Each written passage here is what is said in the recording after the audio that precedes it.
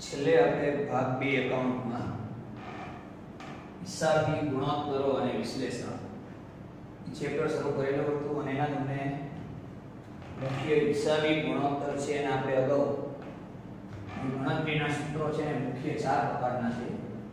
એમાં 3 પ્રકારના તમને સૂત્રોની બધું સમજાયું. હવે એમાં ચોથો વિભાગ વિભાગ કાર્યક્ષમતાના ગુણોત્તર. એટલે તમને વિકલ્પ એક વાક્યમાં પૂછે. વિકલ્પમાં પૂછે તમને કે કાર્યક્ષમતાના ગુણોત્તરો કેટલા છે, તો જવાબ એનો કાર્યક્ષમતાના ગુણોત્તરો છે મુખ્ય 4 છે. એક વાક્યમાં પૂછે તમને કાર્યક્ષમતાના ગુણોત્તરો જણાવો, તો ચારેને તમારે નામ લખવાના માત્ર. સ્ટોકનો ઉથલો, કાર્યશીલ મૂડીનો ઉથલો, દેવાદારનો ઉથલો અને લેણદારનો.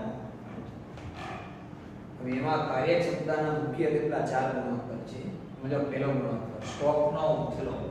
તો ખાસ ધ્યાન રાખજો, સ્ટોકનો ઉથલો જેને તમને અલગ અલગ પૂછે, સ્ટોકનો ઉથલો પૂછેલો હોય અથવા સ્ટોક ગુણોત્તર પૂછેલો હોય અથવા સ્ટોક ટર્નઓવર. આ ખાસ યાદ રાખવાનું. સ્ટોકનો ઉથલો પૂછે, સ્ટોકનો ગુણોત્તર અને સ્ટોક ટર્નઓવર ત્રણમાંથી ગમે તે હોય ને તે એક જ છે. ટૂંકમાં આટલું યાદ રાખવાનું. સ્ટોક આવે લાસ્ટ પ્રાઇમ કે વેચેલ માલની પડતર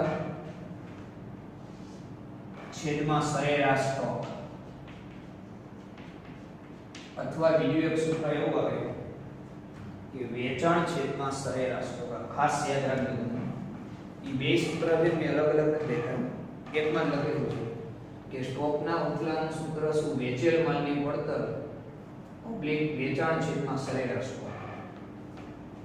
ક્યારે કયું સૂત્ર લેવું એ તમને સમજાવું એ પહેલા જો વેચેલ માલની પડતર છે તેની અગાઉ આપણે માહિતી આવી હતી કે કઈ રીતના મેળવવાનું. શરૂઆતના આપણે સૂત્ર જે પહેલું લખેલું હતું નફાકારકતાના ગુણોત્તર, એની અંદર આપણે આવેલું હતું કે વેચેલ માલની પડતર છે એ રિપીટ કરી નાખો.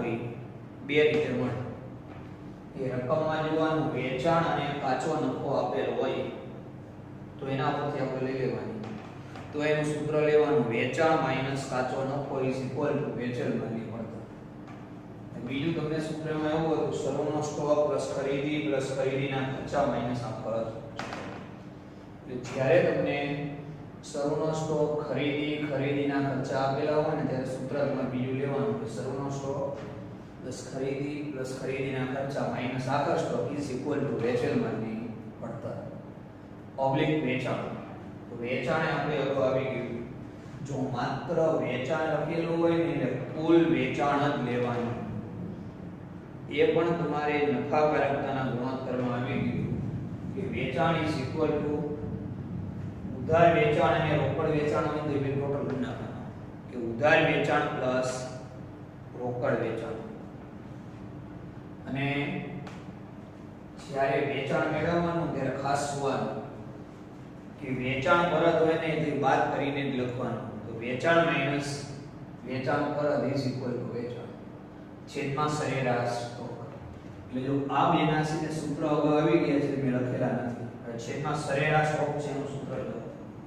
શરૂનો સ્ટોક પ્લસ આખા સ્ટોક ભાગ્યા બી. સરેરાશ સ્ટોકનું સૂત્ર તમારે લેવાનું શરૂનો સ્ટોક પ્લસ આખા સ્ટોક છેદમાં બી. શરૂનો સ્ટોક અને આખા સ્ટોક આપેલો એ બેનો ટોટલ એને ભાગ્યા 2 ઇઝ ઇક્વલ ટુ સરેરાશ સ્ટોક. હવે તમારે ખાસ ધ્યાનમાં રાખવાનું બોક્સની અંદર 99.99% દાખલામાં સ્ટોક ઉથલો પૂછે. રકમ જોવાની. અમુકમાં શું લખેલું હોય કૌંસમાં કે વેચાણના આધારે. ત્યારે આપણે ખાસ તમારે જોવાનું વેચાણના આધારે એવું લખેલું હોય ત્યારે વેચાણના છેદમાં સરેરાશ સ્ટોક લેવાનો. ખાસ યાદ રાખવાનું ત્યારે વેચાણના છેદમાં સરેરાશ સ્ટોક. કોઈ સૂચના આપેલી ન હોય એટલે તમારે જેને વેચેલ માલની પડતર વાળું સૂત્ર લખવાનું. ખાસ કઈ લખ્યું ન હોય તમને લખેલું હોય કે નીચેની માહિતી પરથી સ્ટોક ઉથલાની ગણતરી કરો. તો વેચેલ માલની પડતર છેદમાં સરેરાશ સ્ટોક. હવે અગાઉ આપણે દાખલા ગણ્યા એમાં તમને કીધું હતું કે ગુણોત્તર જે છે ને એ ટકાવારી સ્વરૂપે, પ્રમાણ સ્વરૂપે, વાર કે વખત અલગ અલગ સ્વરૂપે જોવા મળે છે. સ્ટોકનો ઉથલો હોય, કાર્યશીલ મૂડીનો ઉથલો તમને આપેલો હોય, કિંમત મૂકી જે જવાબ આવે માની લો અહીંયા કિંમત મૂકો. મેં અગાઉ કીધું તો કોઈ પણ ગુણોત્તર પૂછેલો હોય ને પહેલા આપણે સૂત્ર લખી નાખવાનું. સ્ટોક ઉથલો હોય તો વેચેલ માલની પડતર છેદમાં સરેરાશ સ્ટોક. સૂત્ર લખીને 4-5 લીટી મૂકી ગણતરી કરવાની. તો વેચેલ માલની પડતર આપેલી ન હોય તો અગાઉના સૂત્ર મુજબ મેળવવાની. એ વેચાણ માઈનસ કાચો નફો અથવા શરૂનો સ્ટોક પ્લસ ખરીદીના ખર્ચા માઈનસ આખા સ્ટોક. અને સરેરાશ સ્ટોકનું સૂત્ર કયું? શરૂનો સ્ટોક પ્લસ આખા સ્ટોક છેદમાં b. માની લો આપણે જે સૂત્રની કિંમત મૂકી, વેચેલ માલની પડતર છે માની લો 10 લાખ હોય, સરેરાશ સ્ટોક 2 લાખ, ગણતરી કરો એટલે 5 આવે. વેચેલ માલની પડતર 10 લાખ છેદમાં 2 લાખ 5. અહીંયા તમે વાર કે વખત બેમાંથી ગમે તે લખી શકો. જવાબ આવે ને 5 વખત અથવા 5 વાર, એટલે એવું દર્શાવે છે કે વેપારીએ સ્ટોકનું વેચાણ છે ને 5 વાર કે 5 વખત કરેલું છે. તમને મેં અગાઉ કીધું હતું ગુણ્યા 100 જે આવતા હોય ને ત્યાં તમારે ટકાવારી જ આવે. મજો ગુણ્યા 100 નથી એટલે વાર કે વખત. પછી અગાઉ આપણે ચાલુ ગુણોત્તર, પ્રવાહી ગુણોત્તર ને બધું આવેલું. એમાં આપણે જે જવાબ આવે ને જેમ પછી એક લખતા હતા. અહીંયા કાર્યશીલ મૂડીના ઉથલામાં વાર અથવા વખત આપેલું. બીજું છે કાર્યશીલ મૂડીનો ઉથલો. તો એનું સૂત્ર કે વેચેલ માલની પડતર છેદમાં ચોખ્ખી કાર્યશીલ મૂડી અથવા વેચાણ છેદમાં ચોખ્ખી કાર્યશીલ મૂડી. હવે જો વેચેલ માલની પડતર છે ને એનું અગાઉ આપણે સૂત્ર આવી ગયું મુજબ છે કે વેચાણ માઈનસ કાચો નફો. અગાઉ આપણે જે સૂત્ર આવેલા હતા વેચાણ માઈનસ કાચો નફો. અને બીજું કયું તમને સૂત્ર કીધું? શરૂનો સ્ટોક પ્લસ ખરીદીના ખર્ચા માઈનસ આખો સ્ટોક. હવે વેચાણ એટલે તમને ઉપર આવ્યું મુજબ હતું. જો આમાં પણ ખાસ ધ્યાનમાં રાખવાનું કે કાર્યશીલ મૂડીના ઉથલામાં જેને આ જ આવે વેચેલ માલની પડતર છેદમાં ચોખ્ખી કાર્યશીલ મૂડી. પણ અમુક વાર જો વેચાણને આધારે લખેલું હોય અથવા કોઈ પણ સંજોગોમાં વેચેલ માલની પડતર મળી શકે તેમ ન હોય ત્યારે કયું લેવાનું? વેચાણ. વેચાણ છેદમાં ચોખ્ખી કાર્યશીલ મૂડી. ખાસ યાદ રાખજો. અમુક વાર શું લખ્યું જ નહીં હોય કે સેના આધારે જોવાનું. જો માહિતી આપેલી હોય એના ઉપરથી વેચેલ માલની પડતર આપણે મેળવી શકતા હોય ને તો આ સૂત્ર કે વેચેલ માલની પડતર છેદમાં ચોખ્ખી કાર્યશીલ મૂડી. અને જો વેચેલ માલની પડતર મળી શકે તેમ ન હોય તો વેચાણ છેદમાં ચોખ્ખી કાર્યશીલ મૂડી. આ બંને કઈ રીતના આવે? ઉપર આવ્યું અગાઉ આપણે હતું. હવે એમાં ચોખ્ખી કાર્યશીલ મૂડી એનું સૂત્ર છે ચાલુ મિલકતો માઈનસ ચાલુ દેવા. ચોખ્ખી કાર્યશીલ મૂડીનું સૂત્ર કયું છે? ચાલુ મિલકતો માઈનસ ચાલુ દેવા. જો ચાલુ મિલકત અને ચાલુ દેવામાં કઈ વિગત આવે એકવાર હું રિપીટ કરી લઉં. અગાઉ આપણે ચાલુ ગુણોત્તર અને પ્રવાહી ગુણોત્તરમાં એક વિગત આવી હતી અને એમાં મેં વિગત લખેલી હતી કે ચાલુ મિલકતમાં કઈ વિગત આવે, ચાલુ દેવામાં કઈ. એક વખત રિપીટ કરી લઉં. ચાલુ મિલકતોની અંદર દેવાદારો, લેણી હુંડી, સ્ટોક, રોકડ શિલ્લક, બેંક શિલ્લક, મળવાની બાકી આવક, અગાઉથી ચૂકવેલ ખર્ચા. આટલી વિગત છે ચાલુ મિલકતમાં આવે. ફરી વાર બોલી જાઓ. દેવાદારો, લેણી હુંડી, રોકડ શિલ્લક, બેંક શિલ્લક, સ્ટોક, મળવાની બાકી આવક કે અગાઉથી ચૂકવેલ ખર્ચા. આટલી મિલકત છે એની ચાલુ મિલકત કહેવાય. તો રકમમાં જે મિલકત આપેલી હોય ચાલુ મિલકતનો ટોટલ કરવાનો. ચાલુ દેવા. ચાલુ દેવામાં તમારા મેં લખાવેલું હતું ચાલુ દેવામાં લેણદારો, દેવી હુંડી, ચૂકવવાના બાકી ખર્ચા, અગાઉથી મળેલ આવક, પ્રોવિડન્ટ ફંડ આ બધા જે છે ને દેવા એ ચાલુ દેવામાં આવે. ચાલુ મિલકતનો ટોટલ પછી ચાલુ દેવાનો ટોટલ બાદ કરો એટલે આપણને શું મળે? ચોખ્ખી કાર્યશીલ મૂડી છે ને એ મળે. પછી એમાં સૂત્રમાં આપણે કિંમત મૂકી દેવાની. એમાં પણ આને એમ જવાબ જે આવે વાર કે વખત. એટલે કાર્યશીલ મૂડીનો જે ઉથલો છે એનું સૂત્ર વેચેલ માલની પડતર વેચાણ છેદમાં ચોખ્ખી કાર્યશીલ મૂડી. એમાં સૂચના કીધી મુજબ કોઈ પણ રીતે જો વેચેલ માલની પડતર મળી શકે તેમ ન હોય ત્યારે જ વેચાણ છે ને એ આપણે લેવાનું. ચોખ્ખી કાર્યશીલ મૂડી આ બંને ઉપર આવી ગયું. ચોખ્ખી કાર્યશીલ મૂડી માટે ચાલુ મિલકતો માઈનસ ચાલુ દેવા. કે ચાલુ મિલકતનો ટોટલ કરવાનો અને ચાલુ દેવા બાદ કરો એટલે ચોખ્ખી કાર્યશીલ મૂડી મળે. ત્રીજું છે દેવાદારોનો ઉથલો. ખાસ યાદ રાખજો 4 માર્ક્સની અંદર તમારે આમાંથી કીધું છે દાખલો જે આવે એના ઓપ્શનમાં બીજો એક દાખલો હોય. જો બે ટૂંકા દાખલા આવે તો અથવા બે ભેગા પછી નાખે. દેવાદારનો ઉથલો એનું સૂત્ર છે ઉધાર વેચાણ છેદમાં સરેરાશ વેપારી લેણા. જો દેવાદાર આવે એટલે ખાસ યાદ રાખો દેવાદાર આવે ને એટલે વેચાણ આવે અને લેણદારો આવે ને એટલે ખરીદી. દેવાદાર એટલે ગ્રાહક કે શું કહેવાય? તમને અગાઉ કીધું હતું મેં કે દેવાદાર છે ને એને અલગ અલગ 3 નામે ઓળખવામાં આવે. દેવાદારો અથવા ગ્રાહકો અથવા લેણો. કયું સૂત્ર? ઉધાર વેચાણ છેદમાં સરેરાશ વેપારી લેણા. આમાં જેને કમ્પલસરી ઉધાર વેચાણ જ લેવાનું. ખાસ યાદ રાખજો જો રકમમાં તમને કુલ વેચાણ અને રોકડ વેચાણ આપેલું હોય ને તો ઉધાર વેચાણ ફરજિયાત મેળવવાનું. એનું સૂત્ર અગાઉ કીધું હતું કે ઉધાર વેચાણનું સૂત્ર શું લેવાનું? કુલ વેચાણ માઈનસ રોકડ વેચાણ. કુલ વેચાણ જે હોય ને એની અંદરથી રોકડ વેચાણ બાદ કરી આપણે ઉધાર વેચાણ મળે. પણ માની લો રકમમાં કોઈ સૂચના ન હોય અને રકમમાં જેને માત્ર વેચાણ જ લખ્યું હોય, રોકડ વેચાણ ન લખ્યું હોય, ઉધારે ન લખેલું હોય, માત્ર વેચાણ લખેલું હોય ને ત્યારે એને આપણે ઉધાર વેચાણ જ ગણી લેવાનું. જોવાનું ખાલી વેચાણ લખ્યું હોય ને તો આપણે ઉધાર વેચાણ લઈ લેવાનું. તો સરેરાશ વેપારી લેણા કમ્પલસરી મેળવવાના. એની અંદર એનું સૂત્ર છે કે સરેરાશ વેપારી લેણા બરાબર શરૂના વેપારી લેણા પ્લસ આખરના વેપારી લેણા છેદમાં. જો સરેરાશ સ્વરૂપની જેનું સૂત્ર છે કે શરૂના વેપારી લેણા. સૂત્ર તમારે યાદ રાખવું ને વેપારી લેણા છે એટલે બેમાં વેપારી લેણા જ આવે. શરૂના વેપારી લેણા પ્લસ આખરના વેપારી લેણા છેદમાં 2. હવે શરૂના વેપારી લેણા એટલે શું ને આખરના વેપારી લેણા એટલે શું?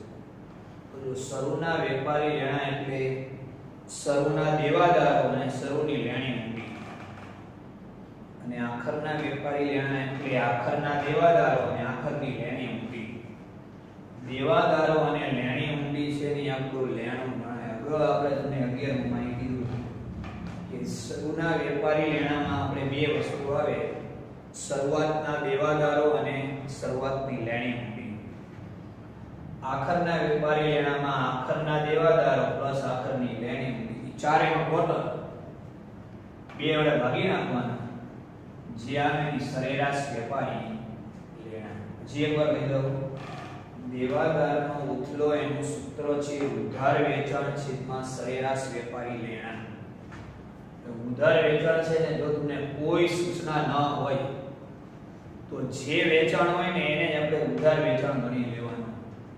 માની લો કુલ વેચાણ લખ્યું હોય ને તો ઉધાર વેચાણ જ લાગે. પણ જ્યારે તમને રોકડ વેચાણ આપેલું હોય ત્યારે ઉધાર વેચાણ છે ને કમ્પલસરી મેળવવું પડે. સૂત્ર કે કુલ વેચાણ માઈનસ રોકડ વેચાણ. અને સરેરાશ વેપારી લેણાનું સૂત્ર કયું? શરૂના વેપારી લેણા પ્લસ આખરના વેપારી લેણા છેદમાં 2. વેપારી લેણા મેં તમને કીધું શરૂના દેવાદારો પ્લસ શરૂની લેણી ઊંડી પ્લસ આખરના દેવાદારો પ્લસ આખરની લેણી ઊંડી છેદમાં 2. રકમમાં છે તમને આપેલા છે શરૂના અને આખરના એવું રકમમાં લખેલું જ હશે. નહીં તો તમને ખ્યાલ છે કે આપણા દેશમાં આવકવેરાના કાયદાના હેતુસર હિસાબી વર્ષ 1 એપ્રિલે શરૂ થાય ને 31 માસે પૂરું થાય. તારીખ આપેલી હોય તો 1/4 હોય ને શરૂના 31/3 હોય પણ એવું એક જ આક્રમ છે જ નહીં. હવે તમને એમાં દેવાદારનો ઉથલો મળી જાય પછી એમાં તમને સૂચના લખેલી હોય કે ઉઘરાણીની મુદત મેળવો. ઉઘરાણીનો સમયગાળોની મુદત એમાં ખાસ યાદ રાખવાનું ઉઘરાણીનો સમય તમને શેમાં પૂછેલો છે એ રકમમાં જોઈ લેવાનું. ઉઘરાણીની મુદત છે ને માસમાં આપેલી હોય, અઠવાડિયામાં હોય અથવા દિવસોમાં હોય જોવાનું તમને લખેલું હોય. જો મેં એક જ સૂત્ર છે ને એક જ સૂત્રમાં ત્રણેય મુદત લીધી. બાકી તમારે પરીક્ષામાં દાખલો પૂછેલી અલગ અલગ લખવી પડે. તમને પૂછે તો ઉઘરાણીની મુદત તો દેવાદારો પાસે જઈને આપણે રૂપિયા લેવાના એમની પાસેથી ઉઘરાણી વસૂલ કરવાની. કેમ કે દેવાદારને જઈને ઉધાર વેચાણ કરેલું હોય એટલે ઉઘરાણીની મુદત તમને એમાં પૂછેલી હોય કે ઉઘરાણીનો સમયગાળો માસમાં પૂછે, અઠવાડિયામાં, દિવસમાં ત્રણેય પૂછે ને તો એ ત્રણેયના અલગ અલગ સૂત્ર લખવાના. એ ત્રણેયના ભેગું માની લો તમને માસમાં પૂછેલું હોય તો માસ હોય ને 12/છેદમાં દેવાદારનો ઉથલો. કેમ કે એક વર્ષની અંદર જેને 12 મહિના હોય. અઠવાડિયામાં પૂછે 52/છેદમાં દેવાદારનો ઉથલો અને દિવસમાં પૂછે તો 365/છેદમાં દેવાદારનો. જો મેં ત્રણેય વસ્તુ છે ને એક સાથે લઈ ઉઘરાણીની મુદત તમને પૂછે માસ હોય, અઠવાડિયા હોય અથવા દિવસ હોય. જો માસમાં પૂછેલી હોય તો ઉઘરાણીની મુદત નું સૂત્ર લખવાનું માસ બરાબર 12/છેદમાં દેવાદારનો ઉથલો. અઠવાડિયામાં પૂછે તો 52/છેદમાં દેવાદારનો ઉથલો અને દિવસોમાં પૂછે તો 365/છેદમાં દેવાદારનો. કેમ કે એક વર્ષમાં 12 મહિના હોય, અઠવાડિયા વર્ષમાં 52 હોય અને દિવસમાં ખાસ ધ્યાનમાં રાખવાનું આ બે કમ્પલસરી આટલા લખવાના. દિવસમાં જો સૂચના આપેલી હોય કે આટલા દિવસ લેવાના તો પછી આપણે એટલા દિવસ માની લો લખેલું હોય કે વર્ષના 366 દિવસ લેવા કે 364 લેવા તો એટલા જ લેવાના. પણ કોઈ સૂચના આપેલી ન હોય ને એટલે 365 દિવસ જ લેવાના. 365/છેદમાં દેવાદારનો ઉથલો. જવાબ આવે ને અહીંયા માસ લખવાનો. માની લો અહીંયા આપણે માસ છે પેલું 12/છેદમાં દેવાદારનો ઉથલો 5 આવેલો હોય 12/5 એટલે 2.4 માસ. અઠવાડિયામાં હોય તો 52/5 જે આવે જવાબ અઠવાડિયા. દિવસ હોય તો 365/5 એટલે 73 દિવસ. આ દેવાદારનો ઉથલો. આ દાખલો એક જ દાખલો તમારે 4 માર્ક્સમાં આવી શકે. દેવાદાર કે લેણદારનો ઉથલો પૂછે ને એટલે 4 માર્કમાં આખો દાખલો આવે તમારે. અને એના અર્થોમાં માની લો આ બે પૂછીએ કે સ્ટોક કે કાર્યશીલ અથવા કોઈ પણ એક પૂછીએ. અને છેલ્લું સૂત્ર એમાં કે લેણદારનો ઉથલો. તો જો લેણદાર છે એ દેવાદારથી તદ્દન વિરુદ્ધ. લેણદાર એટલે આપણા દેવું ગણાય કે કોઈ વ્યક્તિ પાસેથી આપણે ઉધાર ખરીદી કરેલી હોય એટલે વેપારી પાસેથી ઉધાર ખરીદી કરેલી હોય તો આપણો લેણદાર કહેવાય. જો આ છે ને મુજબ જ હમણાં જ મેં કીધું દેવાદાર આવે એટલે વેચાણ આવે, લેણદાર હોય એટલે ખરીદી. ઉધાર ખરીદી છેદમાં સરેરાશ વેપારી દેવા અહીંયા લેણ. સૂત્ર યાદ રાખો તો એકદમ સરળ જોઈ લેવાનું. દેવાદાર હોય ને તો લેણા, લેણદાર હોય ને આપણું દેવું ગણાય. આપણે 11 માની અંદર તમને કીધું હતા પારિભાષિક શબ્દમાં કે દેવાદાર હોય ને એને આપણે ઉધાર માલનું વેચાણ કરેલું હોય તો એની પાસે આપણે રૂપિયા લેવાના હોય એ આપણું લેણું. લેણદાર એટલે શું કે વેપારી પાસેથી આપણે ઉધાર માલ ખરીદ્યો હોય એ આપણું દેવું ગણાય. જો આની જેમ સૂત્ર ઉધાર ખરીદી છેદમાં સરેરાશ વેપારી દેવા, એમાં ખાસ સમજી લીધું. મોટા ભાગના દાખલામાં છે ને તમને સીધી ખરીદી આપેલી હોય, એ ખરીદી છે ને એને જ ઉધાર ખરીદી ગણી લેવાની. માની લો તમને લખેલું ખરીદી 5 લાખ રૂપિયા, કોઈ સૂચના ન હોય તો 5 લાખ છે ને એ ઉધાર ખરીદી ગણી લેવાની. સરેરાશ વેપારી દેવા છે એ કમ્પલસરી મેળવવા જ પડે. શરૂના વેપારી દેવા પ્લસ આખરના વેપારી દેવા છેદમાં 2. તો આની જેમ જ શરૂના વેપારી દેવા એટલે શરૂના લેણદારો અને શરૂઆતની દેવી ઊંડી, અને આખરના વેપારી દેવા એટલે આખરના લેણદારો અને આખરની દેવી ઊંડી ચારેયનો ટોટલ એને ભાગ્યા 2. અહીંયા જોવાનું લેણદાર છે શરૂના વેપારી દેવામાં શું અમુક વાર શું તમને સીધા જ આપી દીધા હોય કે શરૂના વેપારી દેવા અને આખરના વેપારી દેવા આપેલા હોય, બેનો ટોટલ ભાગ્યા 2. અમુક વાર ન હોય. શરૂના વેપારી દેવામાં કઈ વિગત લેવાની? શરૂના લેણદારો અને દેવી ઊંડી, અને આખરમાં કઈ લેવાની? શરૂના આખરના લેણદારો અને આખરની દેવી ઊંડી, બેનો ટોટલ ભાગ્યા 2. મોટા ભાગે આમાંની જેમ જ શું છે વેપારી દેવા છે અહીંયા જે લખી નાખવાના લેણદાર પ્લસ દેવી ઊંડી, કેમ કે દેવી ઊંડી પણ આપણું દેવું શું ગણાય છે? દેવી ઊંડી જેને એ પણ આપણું દેવું ગણાય. એટલે એનો ટોટલ શરૂના વેપારી દેવા મીન્સ શરૂના લેણદાર અને દેવી ઊંડી પ્લસ આખરના લેણદાર અને દેવી ઊંડી બધાનો ટોટલ ભાગ્યા 2 જે આવે સરેરાશ વેપારી દેવા. હવે એની અંદર તમને ચૂકવણીની મુદત શું આવે? જો દેવાદારમાં આપણે ઉઘરાણીની મુદત હતી,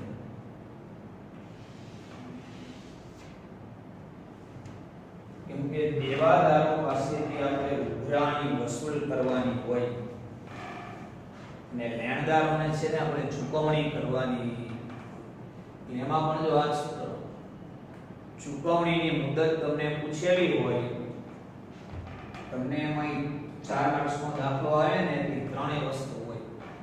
તમને લખેલું છે કે નીચેની માહિતી પરથી લેણદારોનો ઉથલો મેળવો અને ચૂકવણીની મુદત માસ, અઠવાડિયા કે દિવસમાં મેળવો. તો મેં સૂત્ર ત્રણે ભેગા લખી દીધા છે. તમારે આપણે અલગ અલગ લખવાના. માસ, અઠવાડિયા, દિવસ. 12 અથવા 52 અથવા 365 છેદમાં લેણદારનો ઉથલો. જો અહીંયા આપણી દેવાદારમાં આપેલી છે, અહીંયા દેવાદારની જગ્યાએ લેણદારનો ઉથલો. જો ચૂકવણીની મુદત તમને માસમાં હોય તો પેડિંગ કરી લેવાનું. ચૂકવણીની મુદત એની નીચે માસ બરાબર 12 છેદમાં લેણદારનો ઉથલો. અઠવાડિયામાં હોય તો 52 છેદમાં લેણદારનો ઉથલો, અને દિવસોમાં હોય તો 365 છેદમાં લેણદારનો ઉથલો. આ રીતે આપણે મેળવવાનું. અને તમને જેમ કીધું એમ ચૂકવણીની મુદત માસમાં હોય તો સૂત્રમાં કિંમત મૂકી જે જવાબ આવે ને એ માસ લખવાનો. અઠવાડિયામાં હોય તો સૂત્ર 52 છેદમાં લેણદારનો ઉથલો, જવાબ આવે 65 અઠવાડિયા.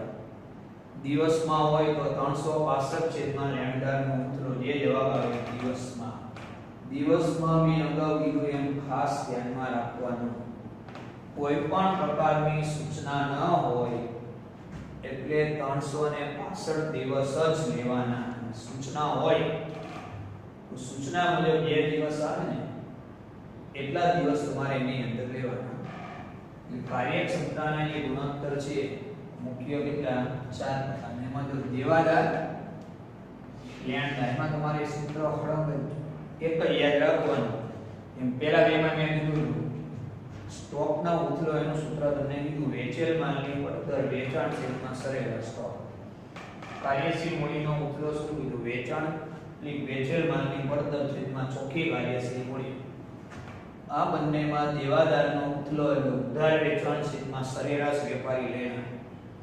ઉધાર વેચાણ છે ને મોટા ભાગે તમને એમાં આપેલું હોય અને સરેરાશ વેપારી લેણાનું સૂત્ર શરૂના વેપારી લેણા પ્લસ આખરના વેપારી લેણા ભાગ્યા 2. આની અંદર દેવાદારો અને લેણી મૂડી આવે.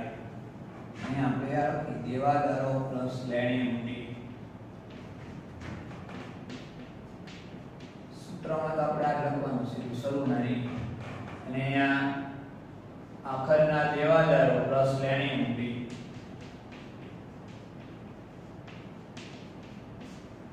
છેદમાં 2. ઉઘરાણીની મુદતમાં ખાસ જોવાનું મુદત છે ને આ 3 પ્રકારે માસ અઠવાડિયા લખેલા હોય કે દિવસ લખેલા. સૂત્ર મેં એક જ લખેલું છે 12/52/365 છેદમાં દેવાદારનો બધું મેં એક જ સૂત્રમાં ત્રણેય લખી નાખ્યા.